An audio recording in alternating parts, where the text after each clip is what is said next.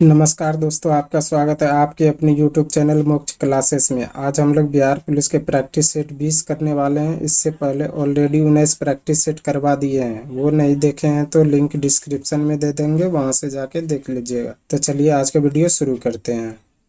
आज का पहला क्वेश्चन है, निम्न ताप पर पिंड किस प्रकार के विकिरण छोड़ता है। निम्न ताप पर पिंड किस प्रकार के विकिरण को छोड़ता है? तो ये लंबी तरंग दैर्घ्य को छोड़ता है। इसका राइट आंसर ऑप्शन बी हो जाएगा।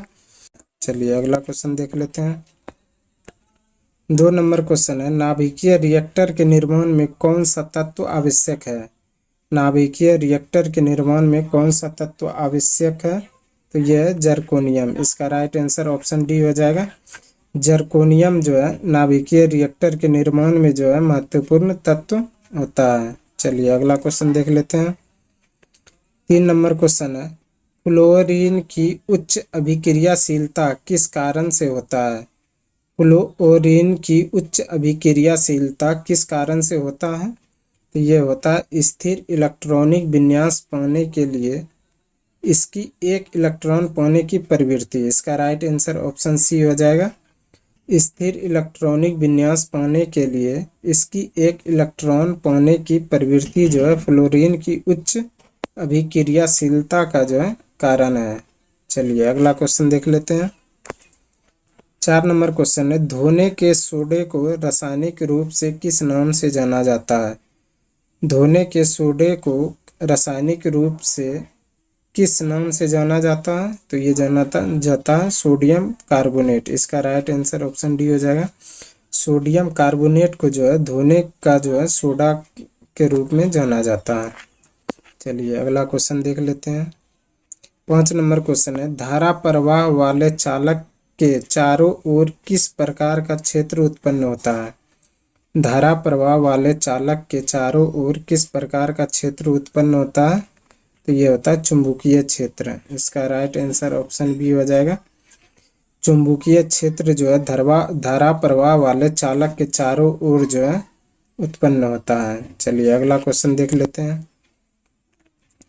6 नंबर क्वेश्चन है, दाब के बढ़ने पर किसी पदार्थ का क्वथनांक क्या होता है। दाब के बढ़ने पर किसी पदार्थ का क्वथनांक क्या होता है? तो वो बढ़ता है। इसका राइट आंसर ऑप्शन ए हो जाएगा। दाब बढ़ने पर जो है क्वथनांक भी बढ़ता है। चलिए अगला क्वेश्चन देख लेते हैं। 7 नंबर क्वेश्चन है, एक उदासीन परमाणु में इलेक्ट्रॉन नाभिक से किसके द्वारा बंधे होते हैं। एक उदासीन परमाणु में इलेक्ट्रॉन नाभिक से किसके द्वारा बंधे होते हैं? इसका राइट आंसर ऑप्शन सी हो जाएगा। स्थिर विद्युत बल। स्थिर विद्युत बल द्वारा जो है इलेक्ट्रॉनिक नाभिक में जो है बंधे होते हैं। चलिए अगला क्वेश्चन देख लेते हैं। 8 नंबर क्वेश्चन है, किसमें केंद्रक झिल्ली नहीं होती है। किसमें केंद्रक झिल्ली नहीं होती है? तो ये मोनेरा में। इसका राइट आंसर ऑप्शन बी हो जाएगा। मोनेरा में जो है केंद्रक झिल्ली नहीं पाई जाती है। चलिए अगला क्वेश्चन देख लेते हैं। 9 नंबर क्वेश्चन है, गराडी नृत्य की शैली किस राज्य में लोकप्रिय है। गराडी नृत्य की शैली किस राज्य में लोकप्रिय है? तो ये पुद्दुचेरी में। इसका राइट आंसर ऑप्शन डी हो जाएगा। पुद्दुचेरी में जो है गराडी नृत्य की शैली जो है लोकप्रिय है। अगला क्वेश्चन देख लेते हैं। 10 नंबर क्वेश्चन है, मिस वर्ल्ड का खिताब जीतने वाली पहली भारतीय और पहली एशियाई महिला का नाम बताइए। मिस वर्ल्ड का खिताब जीतने वाली पहली भारतीय और पहली एशियाई महिला का नाम बताइए। ये था रीता फारिया। इसका राइट आंसर ऑप्शन डी हो जाएगा। रीता फारिया जो है मिस वर्ल्ड का खिताब जीतने वाली पहली भारतीय थी और पहली एशियाई महिला भी थी। चलिए अगला क्वेश्चन देख लेते हैं। 11 नंबर क्वेश्चन है, भारतीय संविधान में अपशिष्ट शक्तियां का सिद्धांत किस राष्ट्र से ली गई है। भारतीय संविधान में अपशिष्ट शक्तियां का सिद्धांत किस राष्ट्र से ली गई है? तो ये ली गई है कनाडा से। इसका राइट आंसर ऑप्शन डी हो जाएगा। कनाडा से जो है भारतीय संविधान में अपशिष्ट शक्तियां का सिद्धांत जो है ली गई है। चलिए अगला क्वेश्चन देख लेते हैं। 12 नंबर क्वेश्चन है, भारत का राष्ट्रीय आय का सबसे मुख्य स्रोत कौन सा है। भारत का राष्ट्रीय आय का सबसे मुख्य स्रोत कौन सा है? तो यह है सेवा क्षेत्र। इसका राइट आंसर ऑप्शन ए हो जाएगा। सेवा क्षेत्र जो है भारत की राष्ट्रीय आय का सबसे मुख्य स्रोत है। चलिए अगला क्वेश्चन देख लेते हैं। 13 नंबर क्वेश्चन है, होम रूल लीग की स्थापना किसने की? होम रूल लीग की स्थापना किसने की? तो ये की थी एनी बेसेंट ने, श्रीमती एनी बेसेंट। इसका राइट आंसर ऑप्शन ए हो जाएगा। श्रीमती एनी बेसेंट ने जो है होम रूल लीग की स्थापना की थी। चलिए अगला क्वेश्चन देख लेते हैं।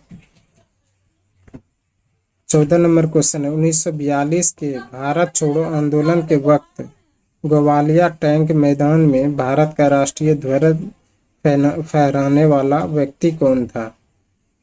1942 के भारत छोड़ो आंदोलन के वक्त ग्वालियर टैंक मैदान में भारत का राष्ट्रीय ध्वज फहराने वाला व्यक्ति कौन था? तो यह था अरुण आसफ अली। इसका राइट आंसर ऑप्शन सी हो जाएगा। अरुण आसफ अली जो है 1942 के भारत छोड़ो आंदोलन के वक्त ग्वालियर टैंक मैदान में जो है भारत का राष्ट्रीय ध्वज फहराने वाला व्यक्ति था। चलिए अगला क्वेश्चन देख लेते हैं। 15 नंबर क्वेश्चन है, 326 बीसी में सिकंदर और राजा पोरस के बीच युद्ध किस नदी के किनारे लड़ा गया था? 326 बीसी में सिकंदर और राजा पोरस के बीच युद्ध किस नदी के किनारे पर लड़ा गया था? तो यह झेलम नदी पर। इसका राइट आंसर ऑप्शन डी हो जाएगा। झेलम नदी पर जो है 326 बीसी में जो है सिकंदर और राजा पोरस के बीच युद्ध हुआ था। चलिए अगला क्वेश्चन देख लेते हैं। 16 नंबर क्वेश्चन है, दक्षिण भारतीय वंश विजयनगर साम्राज्य किस राजा द्वारा स्थापित किया गया था? दक्षिण भारतीय वंश विजयनगर साम्राज्य किस राजा द्वारा स्थापित किया गया था? तो ये किया गया था हरिहर प्रथम द्वारा। इसका राइट आंसर ऑप्शन सी हो जाएगा। हरिहर प्रथम द्वारा दक्षिण भारतीय वंश विजयनगर साम्राज्य की जो है स्थापना हुई थी। चलिए अगला क्वेश्चन देख लेते हैं। 17 नंबर क्वेश्चन है, कौन सी भारत की राष्ट्रपति के पद के लिए आवश्यक योग्यता नहीं है? कौन सी भारत के राष्ट्रपति के पद के लिए आवश्यक योग्यता नहीं है? तो इसका राइट आंसर ऑप्शन डी हो जाएगा, वह संसद के किसी सदन का सदस्य हो।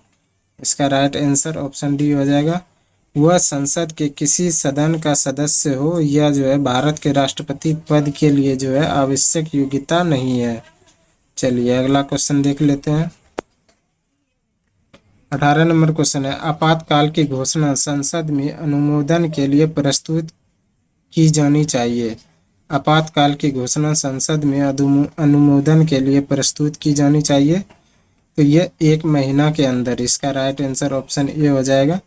1 महीना के अंदर जो है आपातकाल की घोषणा संसद में जो है अनुमोदन के लिए प्रस्तुत की जानी चाहिए। चलिए अगला क्वेश्चन देख लेते हैं। 19 नंबर क्वेश्चन है, एक व्यक्ति क्या एक से अधिक राज्यों का राज्यपाल हो सकता है? एक व्यक्ति क्या एक से अधिक राज्यों के राज्यपाल हो सकता है? तो इसका राइट आंसर ऑप्शन ए हो जाएगा, हाँ। एक व्यक्ति जो है एक से अधिक राज्यों का राज्यपाल हो सकता है। चलिए अगला क्वेश्चन देख लेते हैं। 20 नंबर क्वेश्चन है, कौन सी पर्वत श्रेणी में दुनिया की सबसे ऊंची चोटी केटू स्थित है? कौन सी पर्वत श्रेणी में दुनिया की दूसरी सबसे ऊंची चोटी केटू स्थित है? तो ये काराकोरम पर्वत माला। इसका राइट आंसर ऑप्शन बी हो जाएगा। काराकोरम पर्वतमाला जो है पर्वत श्रेणी में दुनिया की सबसे ऊंची चोटी केटू स्थित है। चलिए अगला क्वेश्चन देख लेते हैं। 21 नंबर क्वेश्चन है, दादा साहब फाल्के पुरस्कार पाने वाले प्रथम व्यक्ति का नाम बताइए। दादा साहब फाल्के पुरस्कार पाने वाले प्रथम व्यक्ति का नाम क्या था? तो यह था देविका रानी। इसका राइट आंसर ऑप्शन डी हो जाएगा। देविका रानी जो है दादा साहब फाल्के पुरस्कार पाने वाले प्रथम व्यक्ति थे। चलिए अगला क्वेश्चन देख लेते हैं। 22 नंबर क्वेश्चन है, संविधान के किस संशोधन के अंतर्गत निजी संपत्ति का अधिकार मौलिक अधिकार की सूची से निकाल दिया गया? संविधान के किस संशोधन के अंतर्गत निजी संपत्ति का अधिकार मौलिक अधिकारों की सूची से निकाल दिया गया? तो ये निकाल दिया गया 44वें संविधान संशोधन में। इसका राइट आंसर ऑप्शन डी हो जाएगा। तो 42वें संविधान संशोधन में जो है निजी संपत्ति का अधिकार जो है मौलिक अधिकार से निकाल दिया गया। चलिए अगला क्वेश्चन देख लेते हैं। 23 नंबर क्वेश्चन है, विश्व पर्यटन दिवस कब मनाया जाता है? विश्व पर्यटन दिवस कब मनाया जाता है? तो ये मनाया जाता है 27 सितंबर को। इसका राइट आंसर ऑप्शन सी हो जाएगा। 27 सितंबर को विश्व पर्यटन दिवस मनाया जाता है। चलिए अगला क्वेश्चन देख लेते हैं। 24 नंबर क्वेश्चन है, भूमि से चारों ओर बंद यानी कि लैंड लॉक्ड कौन सा राज्य है? भूमि से चारों ओर बंद कौन सा राज्य है? तो यह है बिहार। इसका राइट आंसर ऑप्शन बी हो जाएगा। बिहार जो है भूमि से चारों ओर बंद यानी कि लैंड लॉक्ड राज्य है। चलिए अगला क्वेश्चन देख लेते हैं।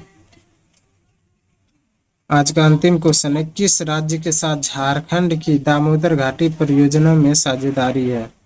किस राज्य के साथ झारखंड की दामोदर घाटी परियोजना में साझेदारी है? तो इसका राइट आंसर ऑप्शन डी हो जाएगा, पश्चिम बंगाल। पश्चिम बंगाल जो है झारखंड की दामोदर घाटी परियोजना में जो है साझेदारी है। हमें उम्मीद है कि ये वीडियो आपको पसंद आया होगा। अगर पसंद आया तो प्लीज़ लाइक, कमेंट, शेयर और चैनल को सब्सक्राइब जरूर करें और बिहार पुलिस की तैयारी करने के लिए जो है हमारे साथ जुड़े रहें। धन्यवाद।